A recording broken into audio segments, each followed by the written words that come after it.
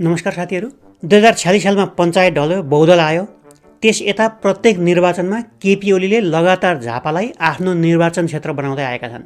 2048 सालमा जिते, 2051 मा मध्यावधि निर्वाचन भयो, त्यसमा पनि जिते। 2056 मा दुईटा क्षेत्रबाट उठे, दुवै क्षेत्रबाट जिते। 2064 सालमा जति बेला माओवादी भर्खर खुल्ला राजनीतिमा आएको थियो, माओवादीको दबदबा थियो त्यो बेलामा, त्यति बेला मात्रै जम्मा एकपटक उनले माओवादीसँग हारे। नत्र 2070 मा पनि जिते, 2074 मा पनि जिते, 2079 मा जिते। अर्थात् केपी ओलीलाई त्यो ठाउँमा हराउने तागत अहिलेसम्म कसैको पनि देखिएको छैन। त्यहाँको दोस्रो ठुलो शक्ति नेपाली कांग्रेसले समेत ओलीको बराबरको, उनको हाइट बराबरको, उनलाई टक्कर दिन सक्ने नेता अहिलेसम्म त्यो ठाउँमा उठाएको छैन। बाँकी उनका विरुद्ध जो त्यो ठाउँबाट उठे, उनीहरू पछारिएको रेकर्ड छ, सकिएको, हराएको रेकर्ड छ। त्यसैले होला अहिले रासोपाबाट बालेन शाह त्यो क्षेत्रमा उठ्ने रे भन्ने खबर जब बाहिरियो, धेरैले भने यो आत्मघाती हो, बालेनलाई सिद्ध्याउने रणनीति हो। आजको यो भिडियोमा त्यो कुरा सत्य हो कि होइन, त्यहाँ तथ्य र तथ्याङ्कले के बताउँछ, विगतमा भएका चुनावहरूको अङ्कगणितले के भन्छ त्यो ठाउँलाई, त्यहाँका जनताहरूको डेमोग्राफिक्स कस्तो देखिन्छ, ओलीको त्यत्रो विधि जितहरूभित्र अहिलेसम्म कसैले पनि नभनेको कुनै भित्री कारण पो छ कि, जनताबाट केही लुकाइएको त छैन अहिलेसम्म। के साँच्ची नै केपी ओली त्यो क्षेत्रमा विकल्पविहीन नेता नै हुन् त? कसैले हराउन सक्दैन उनलाई? लिडर विथ नो अल्टरनेटिभ साँच्ची नै हो?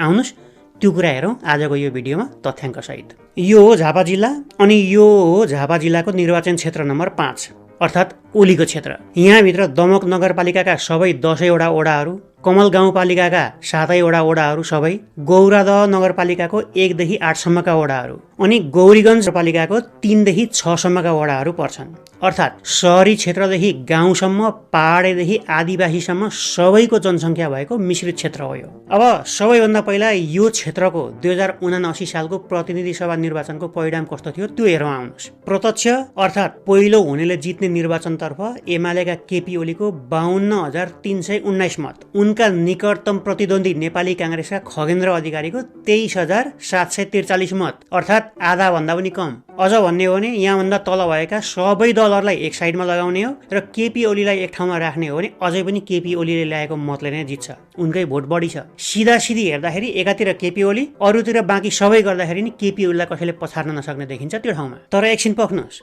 राजनीति हो यो, बाहिर जे देखिन्छ भित्र त्यस्तो हुँदैन। यो भिडियोमा पनि मैले बताएको छु, हेर्नु भएको होला, सायद हेर्नु भएको छैन भने लिङ्क तल राखिदिन्छु। राजनीतिमा, त्यसमा पनि भोट र कुर्सीको लागि मात्रै गरिने राजनीतिमा बाहिर जे देखिन्छ भित्र त्यस्तो हुँदैन। बाहिर झेल अनि भित्र खेल हुन्छ, बुझ्नु भएन? त्यो बुझ्नको लागि यो रिजल्ट एकपल्ट निहालेर हेर्नुहोस्। देख्नुभयो केही लोचा अर्थात् अड यो रेकर्डमा? देख्नु भएन? त्यत्तिकै कहाँ देखिन्छ र? आउनुहोस् म देखाउँछु।